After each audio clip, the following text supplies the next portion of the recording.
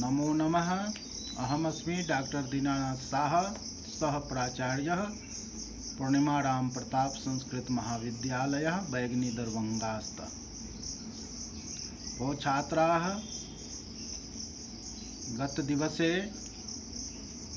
अहं ब्राह्मण ग्रन्थानां परिचयं प्रस्तुतवान्।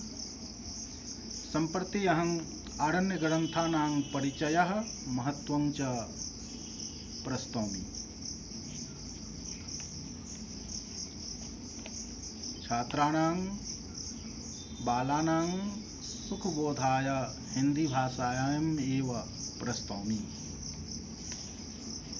आरण्यक नाम को देखते हुए सामान्यतया विदित हो जाता है कि अरण्यों में विरचित होने के कारण इनका ऐसा नामकरण हुआ हो। जनजीवन के कोलाहल से दूर निर्जन अरण्यों में ब्रह्मचर्य पूर्वक साधना की कठोर पंचाग्नि में तपते हुए तपःपूत ऋषियों ने जिस विद्या का साक्षात्कार किया वे आरण्यक कहलाए। इनका उत्पत्ति स्थान अरण्य जंगल था, अतः उनका आरण्यक कहलाना भी स्वाभाविक था। अरण्ये भवः आरण्यकाः। ऐत्रेय ब्राह्मण का भाष्य करते हुए सायणाचार्य ने कहा है, अरण्यों अर्थात वनों में पढ़ाए जाने के कारण इनका नाम आरण्यक पड़ा। अरण्य एव पाठ्यत्वात् आरण्यकम् इति रीयते। सदाशिव वामन आप्टे ने आरण्यक की व्याकरण सम्मत परिभाषा देते हुए अपने संस्कृत अंग्रेजी कोश में कहा है, it is one of a class of religions and philosophical writings connected with the Brahmans which are either composed in forest or must be studied there। अर्थात आरण्यक ब्राह्मण ग्रंथों से संबद्ध धार्मिक एवं दार्शनिक चिंतन की एक ऐसी शाखा का प्रतिनिधित्व करते हैं जो या तो अरण्यों में ही संपन्न हुए अथवा जिनका अध्ययन अनिवार्य रूप से अरण्यों में ही किया जाता था। अरण्यों में वानप्रस्थ जीवन व्यतीत करने वाले वीतराग महर्षियों के कर्म विधान प्रतिपादित हैं। जिस प्रकार गृहस्थ आश्रम के यज्ञ विधानों तथा दूसरे कतिपय कर्मों का प्रतिपादन ब्राह्मण ग्रंथों में वर्णित है, उसी प्रकार वानप्रस्थ आश्रम के जितने भी यज्ञ महाव्रत तथा पत्र आदि कर्म हैं उनकी विधियां और व्याख्याएं आरण्यक ग्रंथों में वर्णित है। आरण्यक वानप्रस्थियों के कर्मकांड ग्रंथ तो हैं ही, साथ ही उनके यज्ञ की आध्यात्मिक व्याख्या का प्रतिपादन बड़े ही अच्छे ढंग से किया गया है। उनमें कर्म मार्ग और ज्ञान मार्ग दोनों का समन्वय है। उपनिषद ग्रंथों में जिस विस्तृत ब्रह्म ज्ञान का प्रतिपादन है उनका मूलाधार ये आरण्यक ग्रंथ ही है। मंत्र संहिताओं एवं ब्राह्मणों की भांति आरण्यकों की भी संख्या 1130 थी ऐसा कहा जाता है, किंतु जैसे सब संहिताएं तथा ब्राह्मण प्राप्य नहीं है, उसी भांति आज केवल 8 आरण्यक ही उपलब्ध होते हैं, जिनके बारे में हम संक्षेप में चर्चा करेंगे। प्रथम ऐत्रेय आरण्यक, यह ऋग्वेद संहिता से संबद्ध है। इसके 5 भाग हैं जिन्हें आरण्यक कहा जाता है। इनमें क्रमशः 5, 7, 2, 1 तथा 3 इस प्रकार कुल 18 अध्याय हैं। इनके प्रत्येक अध्याय में पुनः कई खंड हैं। प्रथम 3 आरण्यकों के प्रधान प्रस्तोता इतरा पुत्र ऐत्रेय थे, जिनके आधार पर ऐत्रेय आरण्यक कहलाया। ये ऐत्रेय महिदास थे। चतुर्थ आरण्यक के प्रधान व्याख्याता अश्वालायन और पंचम आरण्यक के शौनक थे। प्रथम आरण्यक में महाभारत प्रातः माध्याह्न दिन एवं सायंकालीन सवनों का उल्लेख है। द्वितीय अध्याय के 4 से 6 अध्याय ऐतरोपनिषद के रूप में जाने जाते हैं। शेष में उक्त का वर्णन है। तृतीय आरण्यक में निर्भुज संहिता एवं प्रतीर्ण पद के भेद बतलाए गए हैं।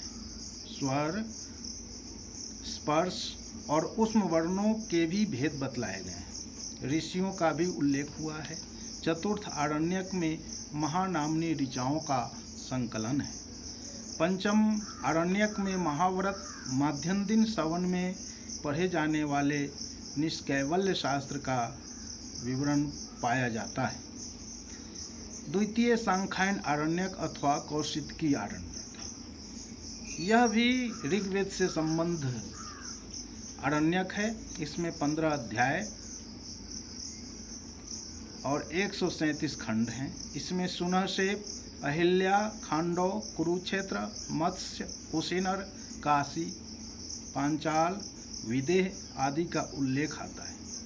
इसका प्रचार गुणाख्य सांख्यायन एवं उनके शिष्यों ने किया था, इसीलिए यह सांख्यायन नाम से प्रसिद्ध हुआ।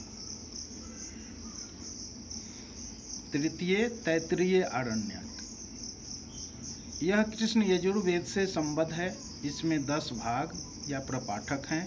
पुनः प्रपाठक 170 अनुवाकों में बटा हुआ है। इसमें काशी, पांचाल, मत्स्य, कुरुक्षेत्र, खांडव, अहल्या, सुनहसेप आदि का सविस्तार उल्लेख मिलते हैं। इसमें व्यास, पराशर, नरक, काश्यप, सती प्रथा, तपस्वी, यज्ञोपवीत आदि का वर्णन उपलब्ध होता है।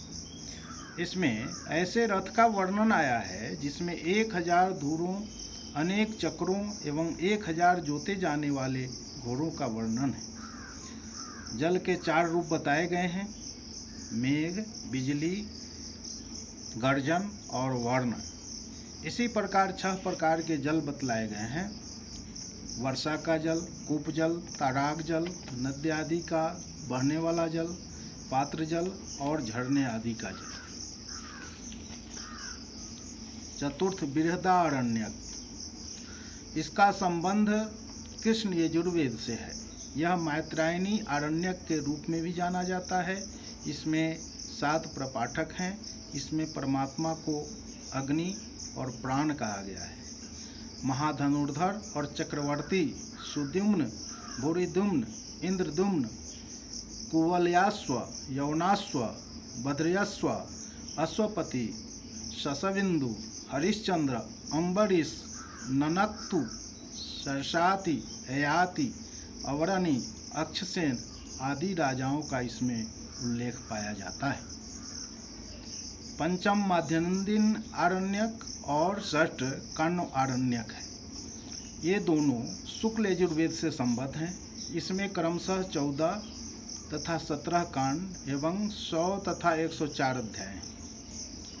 इसमें संन्यास का निरूपण बड़ा तात्विक ढंग से किया गया है।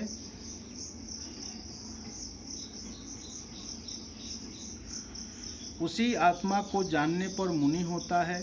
इन दोनों आरण्यकों में याज्ञवल्क्य और जनक की कथा आई है। गार्गेय और मैत्रेयी नामनी ब्रह्मवादिनी का अनूठा विवरण दोनों में उपलब्ध होता है।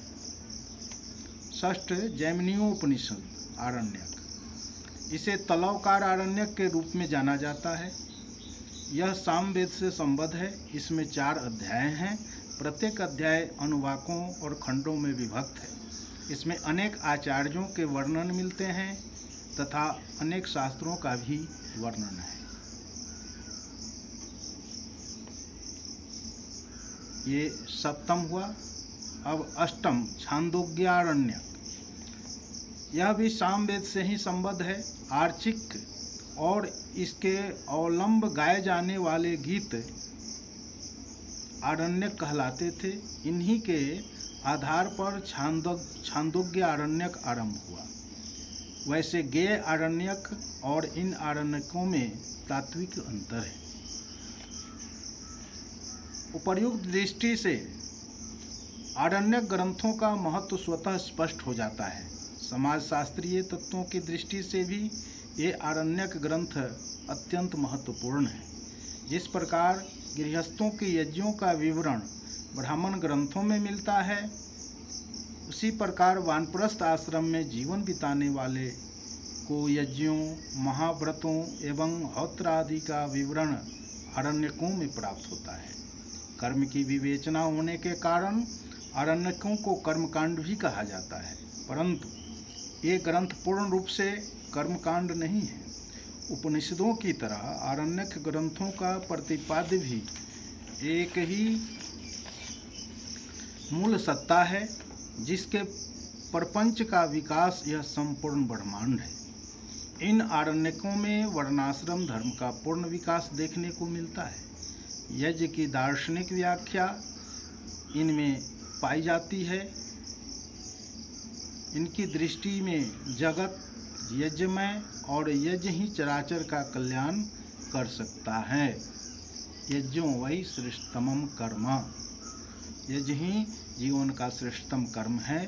इस प्रकार से वानप्रस्थ आश्रम वाले और अरण्य में रहकर उपदेश ग्रहण करने वालों के लिए इन आरण्यकों का महत्वपूर्ण स्थान है।